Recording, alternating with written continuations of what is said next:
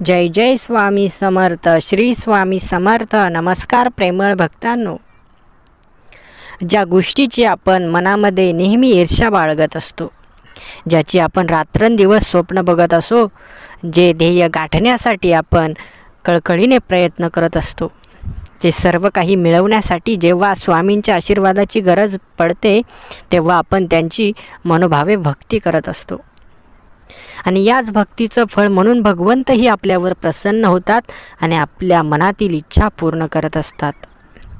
आजचा व्हिडिओ सर्व स्वामी भक्तांसाठी खूप महत्त्वाचा आहे, ज्यांचा परमेश्वरावर मनापासून विश्वास आहे आणि जे परमेश्वराची नित्य सेवा करतात त्यांनी कमेंट्स बॉक्समध्ये जय जय स्वामी समर्थ टाईप करा। भक्तांनो, जेव्हा आपल्या मनात स्वामींबद्दल खरंच प्रेम असते, आपुलकी असते, त्यांच्याबद्दल भक्ती असते, तेव्हा स्वामी समर्थ महाराज कधीच आपल्याला एकटे पडू देत नाही।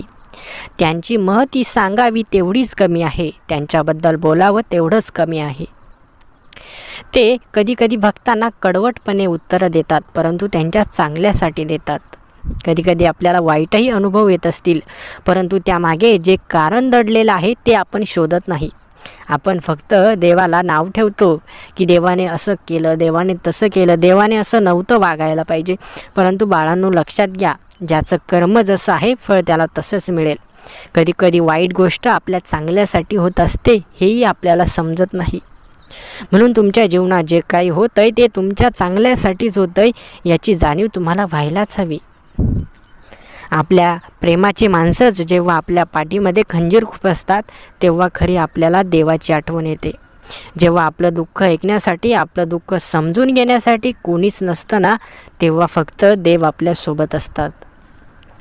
तुम्हाला एकटं चालण्याची सवय लागली आहे ना, लागू द्या, कारण तीच सवय तुम्हाला पुढे जाऊन मजबूत बनवेल।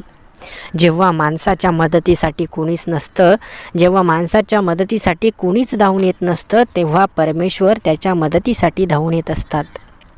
म्हणून यापुढे नेहमी लक्षात ठेवा, ज्याचं कोणीच नाही त्याचे फक्त स्वामी समर्थ महाराज आहेत। तुमचाही देवावर मनापासून विश्वास असायलाच हवा। तुम्हालाही देवाबद्दल काही अनुभव आले असतील, तुमच्याही इच्छा पूर्ण झाल्या असतील, तुम्हालाही देवाने काही चमत्कार दाखवले असतील, तर तुमचे अनुभव आम्हाला कमेंट्स बॉक्समध्ये नक्की सांगा, कारण आपल्याला आलेले अनुभव सांगितलेच पाहिजे। कारण ज्यांचा संयम तुटत चाललेला आहे, ज्यांचा संयम नाही, त्यांनाही संयम मिळेल। म्हणून ज्या भक्तांना आत्तापर्यंत काही अनुभव आले असतील तर त्यांनी आपलं मत आपल्या कमेंट्स बॉक्समध्ये नक्की सांगा। आपल्याकडे असलेले अनुभव आणि ज्ञान दुसऱ्याला सांगितल्याने ते कमी होत नाही, तर ते वाढतात। म्हणून आपल्याबद्दल जे काही आपल्याला माहीत आहे, जे आपल्याकडे ज्ञान आहे, ते दुसऱ्यांपर्यंत नक्की पोहोचवण्याचा प्रयत्न करा। आणि ही संधी तुम्हाला आज मिळत आहे, या संधीचं सोनं करा। भगवंताने दिलेल्या या संधीचा फायदा घ्या। आपले मत कमेंट्स बॉक्समध्ये नक्की व्यक्त करा। तुम्हाला मी कुठलेही उपाय किंवा कुठलेही काही करायला सांगणार नाही, कारण तुमच्या मनाने तुम्हाला जशी भक्ती येईल तशी करा, परंतु निर्मळ मनाने करा। कधी जर वेळ मिळाला, तुमच्याकडे वेळ असेल, तर स्वामींच्या मठामध्ये नक्की जाऊन या, कारण तिथे असलेली शांतता, तिथे असलेली सुख समृद्धी, तिथे असलेली ऊर्जा तुमचं मन खूप हलकं करेल, तुम्हाला एक नवीन ऊर्जा प्रदान करेल। आपण देवळात का जावं? आपण देवळात जावं आपलं मन हलकं करण्यासाठी। आपण देवळात जावं चांगले विचार घेण्यासाठी। आपण देवळात जावं एक चांगली ऊर्जा घेण्यासाठी। देवळात फक्त काही मागण्यासाठी जाऊ नका, तर देवळात देवाचे आभार मानण्यासाठीचा, कारण जे काही दिलंय ते देवाला त्याबद्दल आभार मानायलाच हवेत।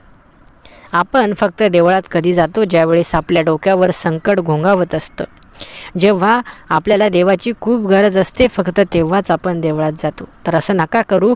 तुम्हाला देवळात तेव्हा जायचं आहे जेव्हा तुमचं संकट दूर झालं आहे, जेव्हा तुम्हाला एखाद्या गोष्टीची खूप काळजी वाटत आहे, तेव्हा देवळात जा, ती काळजी संपून जाईल। देवाची आठवण तेव्हा काढू नका जेव्हा तुम्हाला त्यांची गरज आहे। देवाची आठवण प्रत्येक क्षणाला काढा, प्रत्येक मिनिटाला काढा, प्रत्येक सेकंदाला काढा। देव कधीच तुम्हाला नाराज करणार नाही। भगवंताने प्रत्येक भक्ताला संधी दिली आहे आणि ज्या संधीचं ज्याने सोनं केलं तो माणूस सर्वात पुढे निघून गेला आणि ज्याने त्या संधीचं सोनं झालं नाही तो मागेच राहिला आहे. भगवंताने तुम्हाला प्रत्येक वेळेस हाक मारली, परंतु तुम्हाला ती हाक ऐकायला आली नाही. म्हणून स्वतःचा दोष देवावर लोटू नका. भगवंताच्या मनात तुमच्याबद्दल कधीच कठोर भावना नाही. नेहमी तुमच्यावर देवाचं प्रेम आहे. तुम्ही फक्त भगवंताने दिलेल्या संधीचा फायदा घेतला नाही. अजूनही वेळ गेली नाही. अजूनही तुम्हाला खूप साऱ्या संधी येणार आहेत. देवाचं प्रेम तुम्हाला मिळणार आहे. देवाकडे जाण्याचा मार्ग तुम्हाला भेटणार आहे. या सर्व गोष्टींसाठी तुम्ही तयार असाल तर कमेंट्स बॉक्समध्ये होय देवा मी तयार आहे टाईप करा. कधीकधी भगवंत चांगल्या गोष्टी माणसांपर्यंत पोहोचवण्यासाठी कुठल्याही रूपात येतात, परंतु आपल्याला कधीकधी त्यांचं रूपही ओळखू येत नाही. आपण आपल्या आईवडिलांना उलट उत्तरं देतो. आपण असं म्हणतो की त्यांना काही समजत नाही. तर भक्तांनो, त्यांच्या इतकं कोणालाच समजत नाही. त्यांनी आपल्याला लहानचं मोठं केलं, आपल्याला एवढं ज्ञान दिलं, सर्व काही त्यांच्यापासूनच मिळालं. ते काही सांगत असतील तर आपल्या भल्यासाठी सांगत असतील हे आपण विसरून जातो. लक्षात घ्या, असं कधीच करू नका. ते आपल्याला जे काही 2 शब्द सांगताय ते आपल्या भल्यासाठी सांगताय हे आपल्याला समजत नाही. ते समजून घेण्याचा प्रयत्न करा. जर त्यांची एखादी गोष्ट चुकत असेल तर त्यांना मोठ्या मनाने समजून सांगा, कारण तेही तुमच्यासारखेच तुमच्यावर प्रेम करणारे आहेत. जसं तुम्ही तुमच्यावर प्रेम करतात तसे तेही तुमच्यावर प्रेम करतात. कोणत्याच आईवडिलांना वाटत नाही की आपल्या मुलाचं वाईट व्हावं. ते चांगलीच गोष्ट आपल्याला शिकवतात. ज्यांनी आईवडिलांचे आशीर्वाद घेतले ते खूप पुढे निघून गेले. ते जीवनाच्या चांगल्या टप्प्यामध्ये आता जीवन जगत आहेत. आणि ज्यांना आईवडिलांचे आशीर्वाद मिळाले नाही त्यांचं जीवन दुःखीच राहिलं. म्हणून देवाचे आशीर्वाद घेण्यासोबतच तुम्हाला आपल्या आईवडिलांचेही आशीर्वाद घ्यायचे आहे. ही गोष्ट कधीच विसरू नका. तुम्ही त्यांच्यापासून लांब राहत असाल किंवा जवळ राहत असाल, परंतु त्यांच्याशी 2 शब्द गोड नक्की बोला.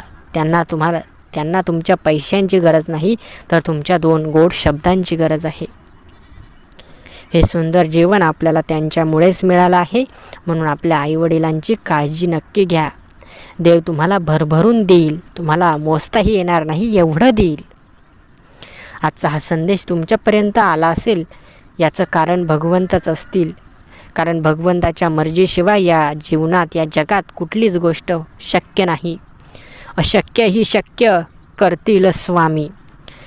आजचा सुंदर व्हिडिओ तुम्हाला आवडला असेल तर व्हिडिओला लाईक करा आणि असेच सुंदर व्हिडिओ बघण्यासाठी आपल्या या भक्तिमय चॅनलला सबस्क्राईब करून ठेवा. श्री स्वामी समर्थ. जय जय स्वामी समर्थ. धन्यवाद.